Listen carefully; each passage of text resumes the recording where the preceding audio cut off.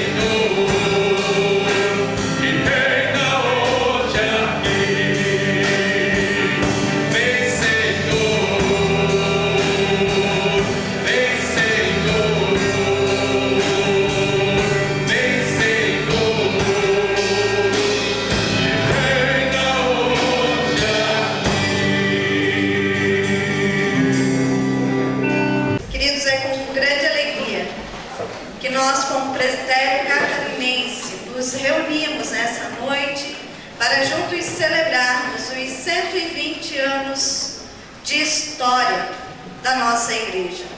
Muitas vezes de lutas e dificuldades, mas é certo que até aqui o Senhor tem nos ajudado. E nós podemos declarar que grandes coisas fez o Senhor por nós e por isso nós estamos alegres. Eu gostaria de dar as boas-vindas a todos os irmãos de todas as igrejas do nosso presbitério. Dar as boas-vindas àqueles que nos visitam. Como presidente do presbitério catarinense, eu não costumo pedir que as igrejas se levantem, porque no dia de hoje nós somos uma única igreja, o corpo de Cristo, reunido nesse lugar, para adorar ao Deus que nos salvou. Somos a igreja de Cristo, que está aqui para exaltar aquele que tem nos sustentado e tem nos agraciado com toda a sorte de bênção. Que você nessa noite possa sentir o acolhimento da igreja, o amor de Deus, e que todos juntos possamos exaltar aquele que nos chamou e nos vocacionou para o louvor da sua glória. Vamos adorar a Deus, vamos exaltar ao Senhor, com gratidão em nossos corações, porque essa é uma noite de celebração e de gratidão. Uma noite de festa, uma noite de alegria, uma noite onde nós estamos neste lugar para celebrar o nome do nosso Senhor e Salvador Jesus Cristo. Amém? Confessamos a Deus os nossos pecados nesses 120 anos como igreja brasileira. Abra sua Bíblia em 2 Crônicas 7:14. Está escrito assim: e se meu povo que se chama pelo meu nome se humilhar, orar e me buscar a minha face e se afastar dos seus maus caminhos, dos céus ouvirei, perdoarei o seu pecado e seus erros e curarei de hoje em diante. Os seus olhos estarão observando e os meus ouvidos atentos às orações que serão realizadas neste lugar. Oremos.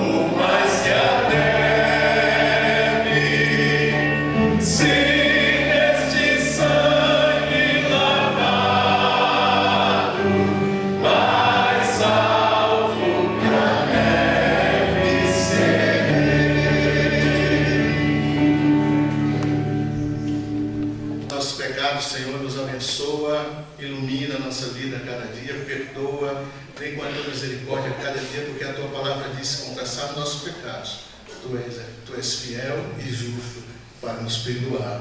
Amém.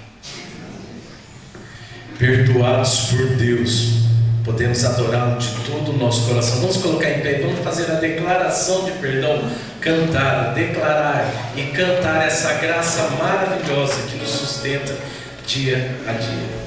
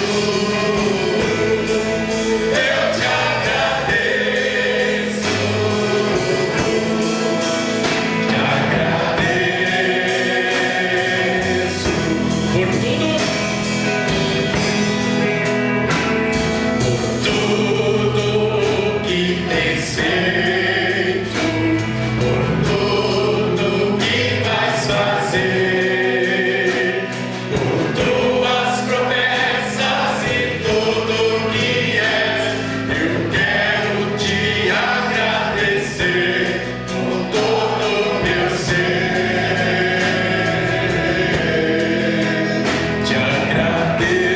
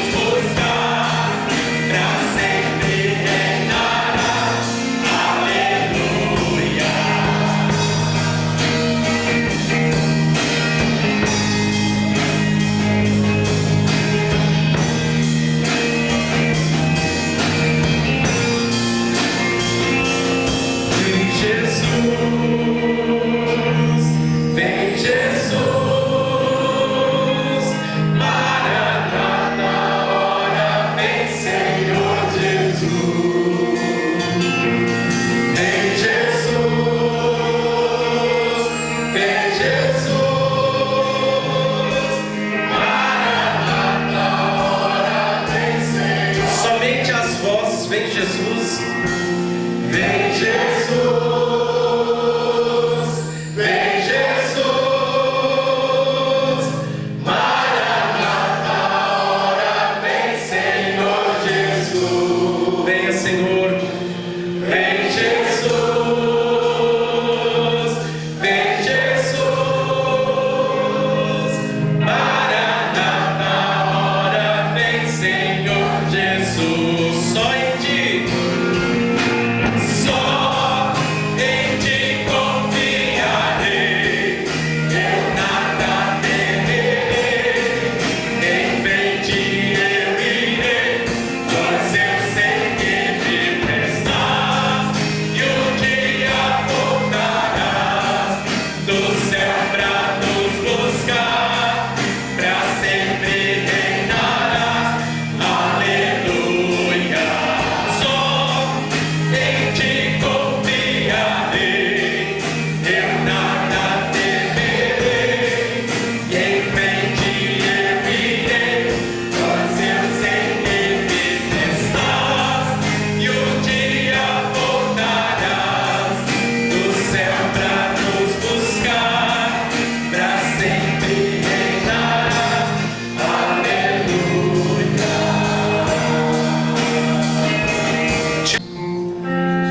Vem Jesus, vem Jesus,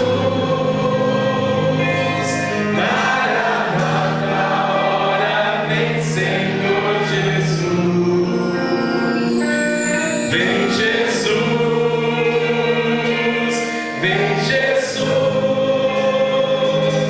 Maranata, hora vem, Senhor Jesus.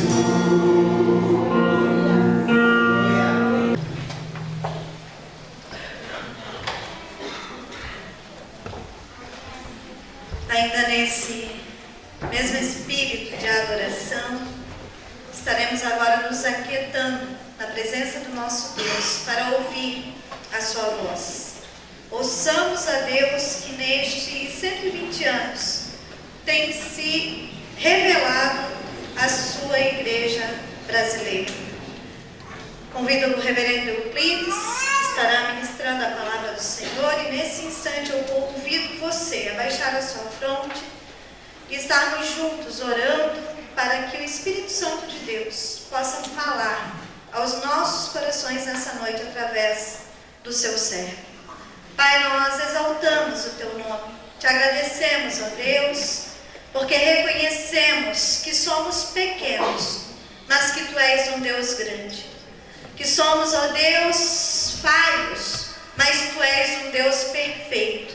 E que coube a ti, Senhor, nos usar para proclamar as boas novas de salvação. Que nessa noite, ó Deus, nós possamos, como tua igreja, aquietar os nossos corações e as nossas mentes para ouvir a voz do teu Santo Espírito. Usa o teu servo, ó Deus, como tua boca neste lugar, e que a tua palavra possa encontrar guarida em cada coração aqui presente, Senhor. É o que nós te pedimos em nome de Jesus. Amém.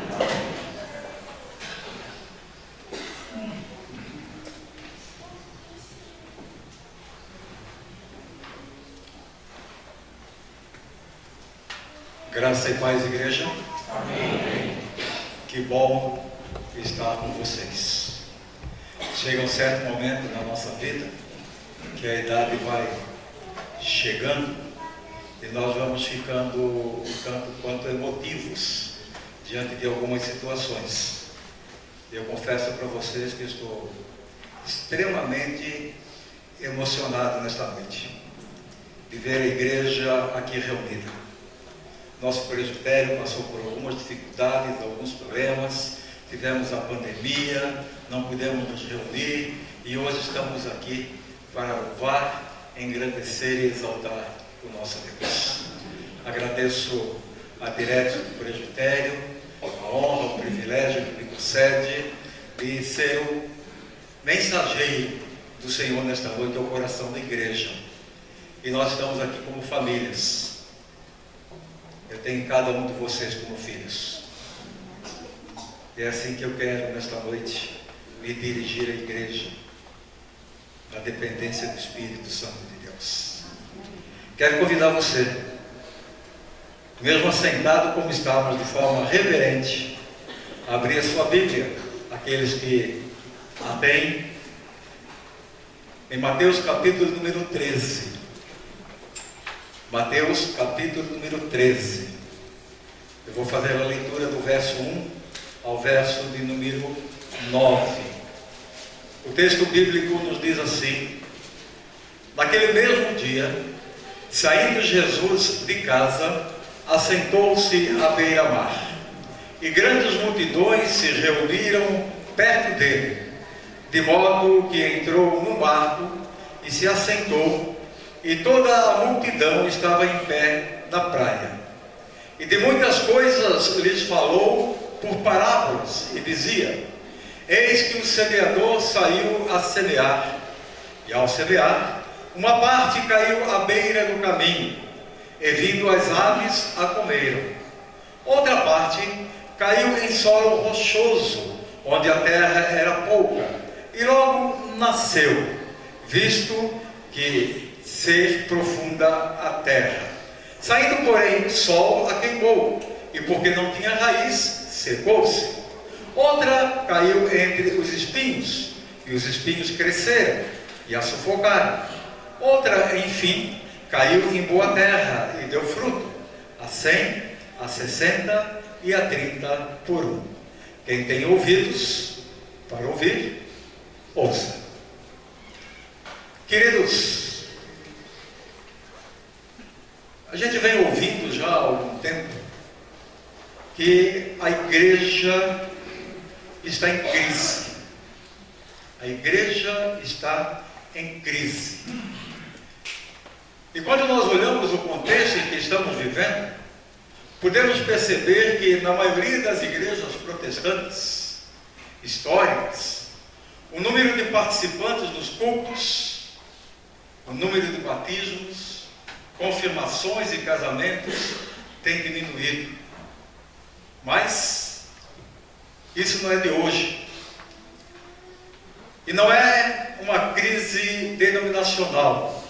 É uma crise que está dentro das igrejas no nosso dia. Estima-se hoje que os evangélicos no Brasil ultrapassam a marca de 50 milhões. Aqueles que se autodenominam evangélicos. Um estudo realizado por um dos centros de pesquisa da USP, um pesquisador chamado Vitor de Araújo, estima que no ano de 2019 abria-se 17 templos por dia no Brasil, estes registrados na Receita Federal com CNPJ. Eram 17 mil em 1990 e passou para 109.560 em 2019. Foi um estouro. Em 2003, esse crescimento se acentua de forma um tanto quanto mais forte, quando o presidente à época assina um decreto, uma lei, a Lei 10.825, em que desobriga as igrejas de cumprirem algumas responsabilidades. E diz também que o Estado não pode negar registro a nenhuma instituição religiosa. E assim a igreja começa a crescer, a igreja começa a se expandir em números de templos espalhados por todo o Brasil. Na IPI, nossa igreja, nossa amada igreja, nossa querida igreja, nossa mãe, nós somos hoje 550 templos espalhados pelo Brasil. Nós somamos hoje 96.396 membros, segundo a última estatística levantada pela igreja. No nosso presbitério, com a ajuda do presbítero Rogério, que tem acesso às estatísticas das nossas igrejas, nós somos hoje aproximadamente 550 membros. nas igrejas que compõem o nosso presbitério. Eu perguntaria, a igreja está em crise? Talvez nós devemos fazer um outro tipo de pergunta diante daquilo que nós temos cantado aqui já nesta noite. Por tudo que tens feito, eu quero só te agradecer. Eu iria lá para o Salmo número 116. Nós lemos o Salmo no início deste culto, que diz que grandes coisas o Senhor tem feito por nós. E o Salmo 116, o salmista faz uma pergunta quando ele diz assim: que darei ao Senhor por todos os seus benefícios para comigo? Que darei ao Senhor? E é justamente baseado nessas estatísticas, nestes salmos, que eu quero trazer essa palavra para os irmãos nesta noite. Como é que nós, como membros da igreja, como parte do corpo de Cristo, como nós podemos, ou o que nós podemos fazer para tirar a igreja da crise? É possível? Eu estava estudando e olhando o Evangelho de Mateus e comecei a olhar o texto do capítulo número 13. Jesus está falando, Jesus está trazendo uma palavra, e o evangelista Mateus, ele narra exatamente um desses momentos de crise na igreja, nas primeiras comunidades cristãs, isso já há mais de 2000 anos atrás. O início do Evangelho de Mateus fala no segmento que no mesmo dia 4 aceitam o chamado de Jesus e tornam-se seus discípulos. E esse entusiasmo destes 4, ele vai sendo cada vez mais forte a partir do momento em que Jesus passa a ensiná-los. A partir do Sermão do Monte, Jesus começa a ensinar as multidões e todos ficam entusiasmados com aquilo que Jesus está falando.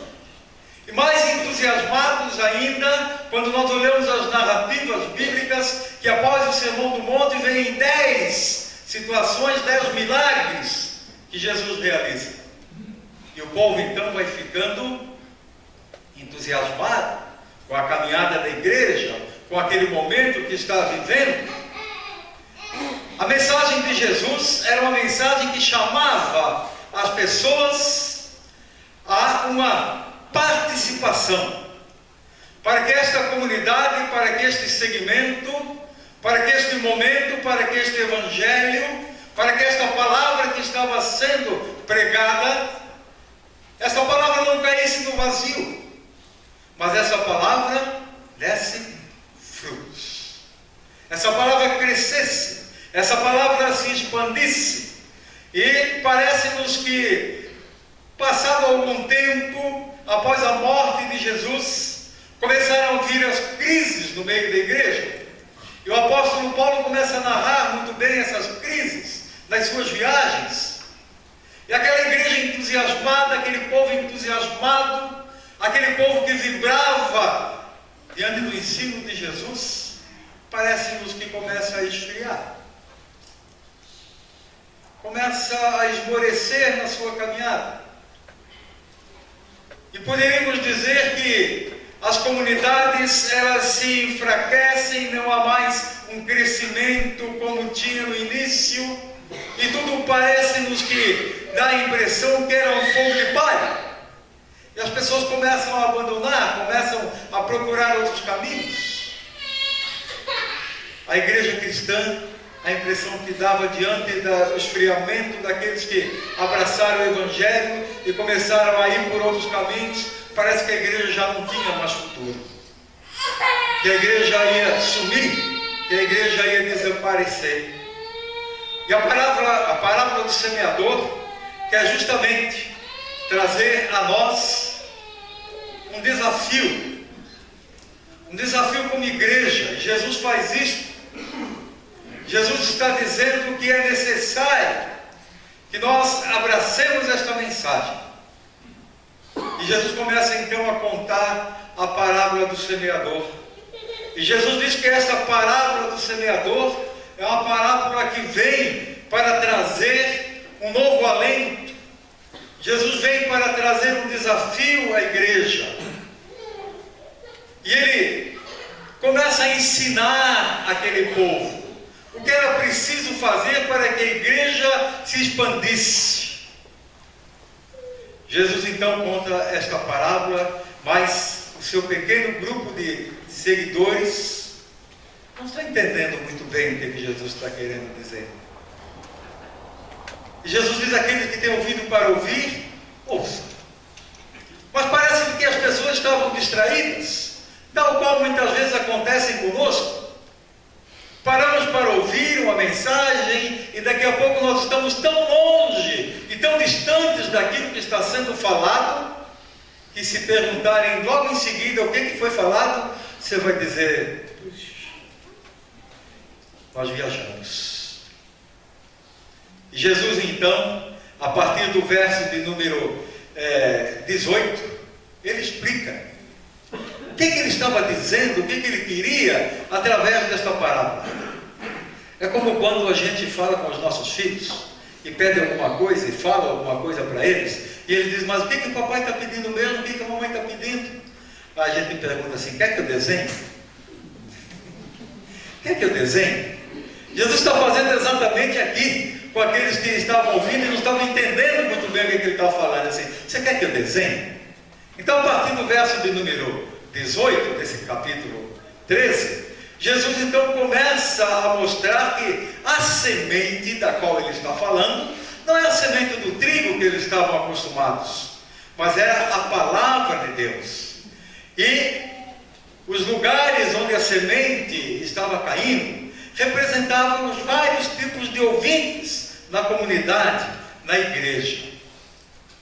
E Jesus começa a dizer, e é assim que nós temos que olhar para esse texto, que para uns a mensagem de Jesus não lhes dizia nada, não lhes interessava, porque a mensagem de Jesus não estava de acordo com seus desejos, não estava de acordo com seus interesses. E essa é uma crise muito grande que a gente vê na igreja. O pastor fala, mas a pessoa diz assim: isso aí não tem nada a ver comigo, não é do meu interesse isso que está sendo falado. E é assim que acontece. Eles simplesmente não estão interessados. Essas pessoas não querem ver o progresso da igreja, da comunidade cristã. Não querem ver pessoas livres do pecado. Não querem ver pessoas salvas por Cristo. Outro grupo que Jesus está falando aqui até aceita a mensagem de Jesus com alegria, mas o entusiasmo dessas pessoas é muito superficial. É muito superficial. E Jesus diz que este grupo são aqueles que não têm raiz, não têm fundamento, e eles não conseguem suportar as dificuldades da vida, porque o reino de Deus, a caminhada neste reino da igreja de Cristo, segundo o próprio Jesus nos ensinou, nós vamos passar por